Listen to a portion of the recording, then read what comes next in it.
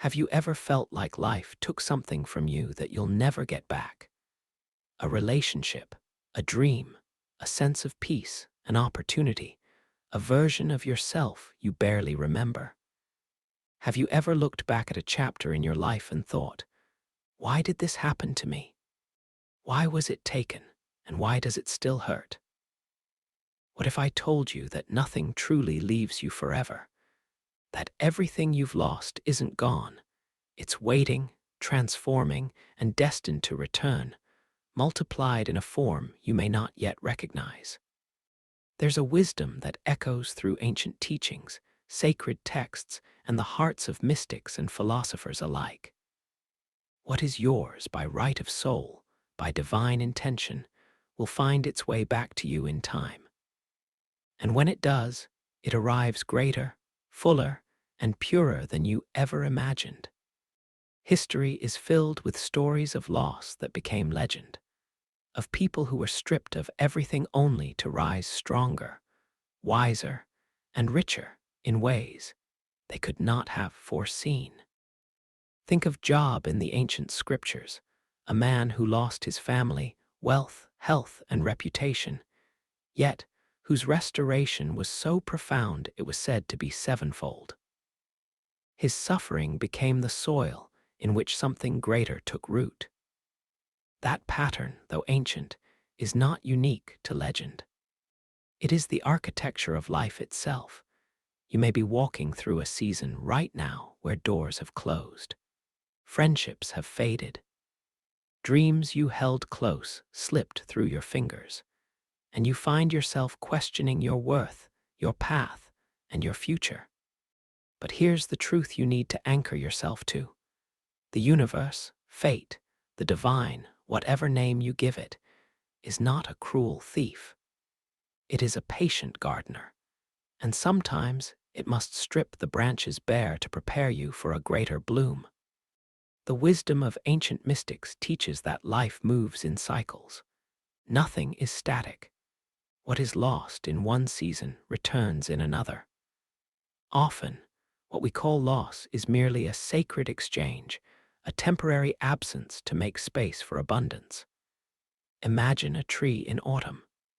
Its leaves fall, not because it is dying, but because it is preparing to survive the winter and emerge renewed in spring. In the same way, what leaves your life is often clearing the way for a return multiplied. But in the silence that follows loss, we forget this. Pain speaks loudly. Absence feels eternal. The mind clings to what was and struggles to believe that something better could ever arrive.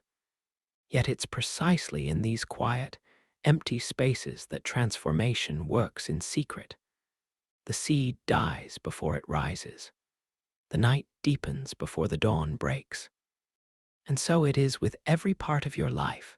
When you lose something, whether by choice, force, or circumstance, it initiates a spiritual equation. What departs must either be replaced or reborn in greater form.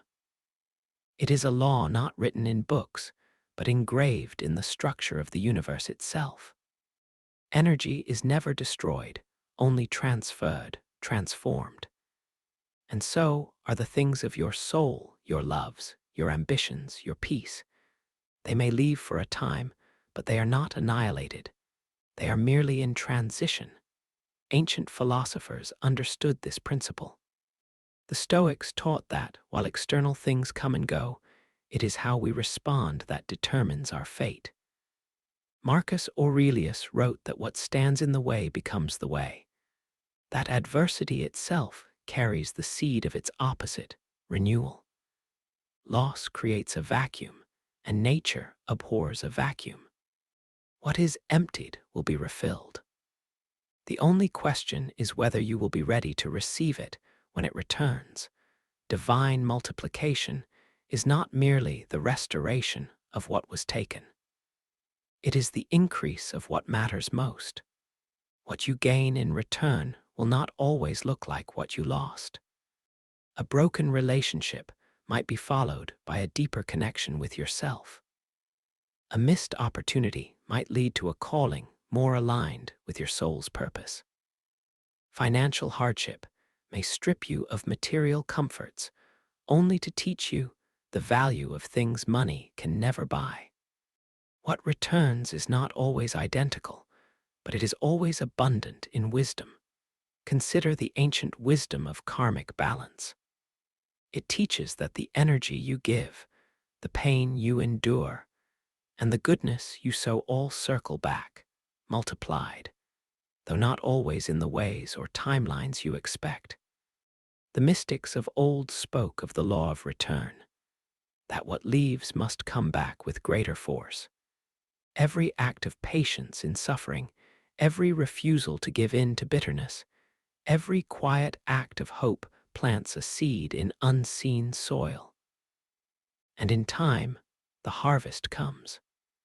The problem is never whether restoration exists, but whether we recognize it when it arrives. Too often, we search for the old form, the same face, the same job, the same kind of love, and fail to see the divine multiplication happening in unexpected shapes. We miss the miracle because we're looking for the familiar. But divine return rarely repeats itself. It elevates, expands, and surprises. In moments of deepest emptiness, you are being prepared. It may feel like punishment, but it is often preparation. The things you mourn might be things you would have outgrown. The paths you miss might have led you away from your destiny. Life removes what can no longer stay so it can gift you what you could not have imagined. Look to the rhythms of nature for proof. The caterpillar's end is the butterfly's beginning. The tide withdraws only to return stronger. The darkest nights carry the promise of dawn. Every ending conceals a new beginning, waiting to reveal itself when you are ready to see it. You are not forgotten. What belongs to you by the design of your destiny will not be kept from you. It may be delayed, it may be reshaped, but it cannot be denied. The ancient sages said that fate bends to the will of the steadfast heart. What you hold to with quiet faith, what you refuse to curse in its absence, will find its way home. And when it does, it brings companions, lessons, strength, clarity, gifts you would never have sought but will one day be grateful for. This is not blind optimism. It is the hard-earned wisdom of generations. The understanding that life's most painful subtractions precede its most meaningful additions. That every time you are emptied, it is a prelude to being filled with something deeper. The key is trust, not in naive certainty, but in the faithful unfolding of things beyond your current sight. The temptation in loss is to retreat, to close your heart, to swear off hope. But to do so is to delay the return. Because the open heart is a vessel. Closed hands cannot receive. The soul that clings to what was cannot embrace what will be. And so the sacred practice is to grieve honestly, but hold space for the possible. To mourn what's gone while making room for what's coming. In the space between what you've lost and what will return, there exists a sacred silence. A stillness where the unseen is already at work. You may not feel it, you may not see it, but beneath the surface of your daily life, threads are being rewoven, doors are being crafted, and moments are aligning. Every disappointment you've endured, every ending you've survived, quietly contributes to the shape of what's ahead. The ancients believed this silence was not emptiness, but gestation. The universe, like any great artist, works in quiet before it reveals its masterpiece. One of the hardest truths you'll face is that the seasons of waiting are just as important as the seasons of abundance. We've been conditioned by modern culture to expect instant returns, immediate resolutions, and quick replacements for what leaves us. But ancient wisdom teaches otherwise. In every culture, From the meditations of Eastern sages to the writings of Western philosophers, there's an acknowledgement that wisdom grows in the dark. That character is forged in absence, not excess. That the soul expands not when it has everything, but when it must learn to live with less. Consider how a seed must first disappear beneath the soil before it can rise as a tree. It must split, dissolve, and relinquish its original form. This process is neither easy nor visible, and yet it's essential. The same is true for you. Loss, in whatever form it takes, marks the breaking of old patterns. It forces the death of identities that no longer serve your highest self.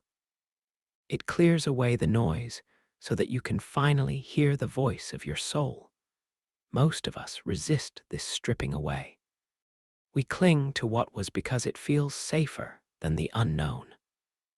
But the unknown is the birthplace of miracles.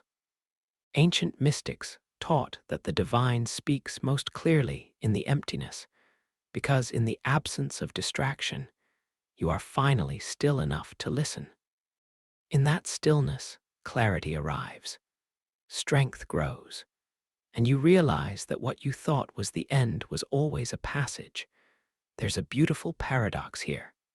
It's often the moment you stop chasing what was that the new begins to unfold. Not because you've given up, but because you've surrendered your need to control the form of your return. True divine multiplication requires letting go of the old mold. It demands that you release the expectation that what is coming will look like what was lost. This act of surrender is not weakness, but alignment. The ancient Stoics advised a practice known as amor fati, the love of fate.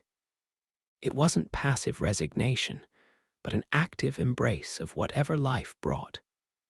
Marcus Aurelius wrote that a blazing fire makes flame and brightness out of everything thrown into it. That is your calling, to take even your losses, your heartbreak, your disappointments, and transform them into light. To become so resilient, so inwardly steady, that nothing is wasted. Every grief, every closed door, every betrayal is repurposed into wisdom. But let's be honest, this doesn't happen by accident. It requires conscious participation. You must choose, day after difficult day, to hold space for the unseen. To trust that the work is happening behind the curtain, even when your external world remains unchanged. This is the labor of faith. Not blind belief in easy miracles, but fierce, unyielding hope rooted in the patterns of nature, history, and your own past comebacks. Because if you look closely, you'll see you've been here before. You've survived losses you thought would undo you. You've endured nights you were certain would never end. And yet, here you are, which means some form of return already happened. It might not have looked like what you expected.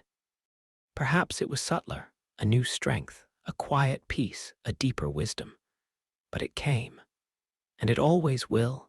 Ancient wisdom reminds us that life is not linear. It spirals, it circles back. What feels lost may return in a different season, wearing a new face, carrying a richer meaning. Or it may return to you in the form of something else entirely, a blessing disguised as a new path, a friend, a chance, a revelation. The soul's treasures are rarely restored in identical packaging, because the old form was meant for your old self, and you are not who you were. Every experience of loss reshapes you. Every empty space demands to be filled. The question is with what? You can fill it with bitterness, with endless longing, with grief that calcifies into cynicism.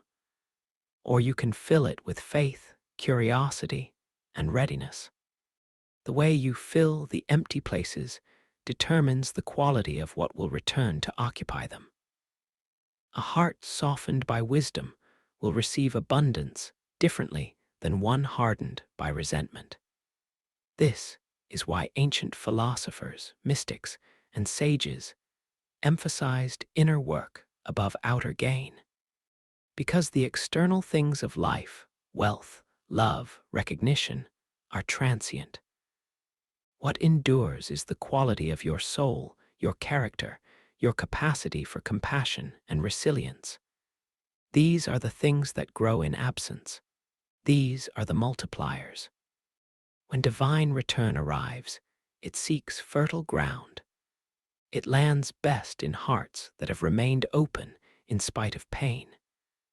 It multiplies in souls that refuse to surrender their hope. It pours itself into lives that stayed awake during the dark nights of waiting, that whispered yes to life even when life said no. And the paradox is, by the time it comes, you may no longer crave the old things. You'll crave deeper things, not just what you want, but what your soul needs. The most important preparation you can make for what is coming is to become the version of yourself that can hold it well. Because abundance without wisdom is a burden. Restoration without growth is temporary. What good is it to regain what you lost if you've not become someone wiser, kinder, and more awake to the fragile beauty of it all? The mystics taught that all things lost return to the seeker, who has learned the lesson of their absence. This is the pattern of sacred restoration. Lose, learn, rise, and receive. And what you receive after you've grown will always be greater than what you lost before you knew. So if you are in a season of emptiness, trust this: the silence is not the absence of activity. It is the preparation of abundance. The empty hands you hold now are being shaped to grasp the multiplied gifts that await. The absence you feel is not an end, but a sacred pause before the surge. Stay ready. Stay open. Speak gratitude into the void. Remember the wisdom of those who walked before you. What is yours by destiny cannot be taken from you forever. It will return, not as it was, but as something better. And when it comes, you will know why it had to leave. Because only now are you ready to hold it. And when it comes, you'll understand that every unanswered prayer, every delayed blessing, every heartbreak and detour were never meant to break you. They were meant to build you. You'll see how the things you once clung to would have limited you. How the doors that shut protected you from places your spirit was never meant to stay. How the things you lost were not stolen, but surrendered by the hand of wisdom you couldn't yet recognize. And you'll find yourself grateful not only for what returned, but for the absence that shaped you in its waiting. Ancient wisdom reminds us again and again. It is not what you lose that defines you, but how you carry the loss, how you move through absence, how you keep your heart open when every instinct urges you to close it. The mystics said the wound is where the light enters you, that the cracks in your heart are where the divine sneaks through when you least expect it. And it's often in those moments of brokenness that you realize you are not broken at all. You are becoming. The cycle is sacred. Loss leads to reflection. Reflection leads to growth. Growth makes room for greater return. And what returns multiplies not just in size, but in depth. It's no longer about getting back what was taken. It's about becoming someone so aligned with your soul's purpose that only what belongs to that higher version of you can remain. Everything else falls away, not as punishment, but as protection. When you look back from the other side, you'll see the thread, the precise way events unfolded, the exact timing of losses and gains, the people who left just before someone new arrived, the opportunities that closed so something unexpected could find you, and you'll realize it was never random. It was never cruel. It was choreography, a pattern designed not for your comfort, but for your becoming. Ancient texts often speak of divine multiplication as not only the return of what was lost, but the increase of its meaning. A field that lay barren for 7 seasons yields a richer harvest. A heart that grieved grows in tenderness and resilience. A mind emptied of old certainties makes room for wisdom it once resisted. And so, the restoration you await will not simply replace what was gone. It will elevate it. But to be ready for this, you must choose to release resentment. Nothing delays abundance more than bitterness. The soul, weighed down by what it was owed, or what it deserved, cannot rise to meet the blessings being prepared. Forgiveness, both of life and of yourself, is not about excusing pain, but about unbinding your future from your past. The wisdom traditions knew this well. That surrender is not a defeat, but a declaration of faith. Not passive acceptance, but active alignment. A way of saying, I do not need to see it now to trust that it is coming. I do not require proof before I prepare the room. I will set the table for blessings I have not yet touched, speak gratitude for gifts I have not yet received, and keep a light burning for the things destined to find me in their own perfect hour. And perhaps most beautiful of all is that when the return comes, it rarely feels urgent. You no longer need it to fill a hole because in your waiting, you became whole. The abundance is no longer a remedy for emptiness, but an enhancement to a fullness already built within you. That is the essence of divine multiplication. It does not come to the desperate, but to the steady, to the one who learned to be enough while lacking, to the soul who refused to trade hope for certainty. And so I tell you now, everything you lost will return, though not always in the form you expect. It will arrive clothed in new names, new faces, new opportunities, shaped to fit the person you've become, not the one you were. And it will bring with it lessons, gifts, and wisdom you could never have gathered if what was lost had stayed. This is the promise life makes to the enduring heart, to the soul that continues to rise, to hope, to trust when there is no reason to.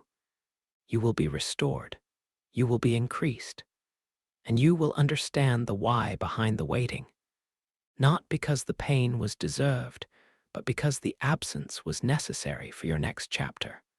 The path is not easy. Loss is not gentle, and waiting is rarely graceful, but it is holy. It is the unseen architecture of your destiny, shaping you in ways comfort never could. Stay faithful in the emptiness. Speak gratitude in the silence, and ready yourself for a return that will leave you in awe. Because everything you lost will return, not as a simple restoration, but with divine multiplication. Not to make up for what was taken, but to fulfill what you were always meant to carry. Now, I want to hear from you. What loss in your life do you feel still echoes in your heart? And what do you imagine it might look like when it returns, multiplied, wiser, and more aligned with who you've become? Share your story in the comments, because your voice might be the light someone else is waiting to see in their darkness.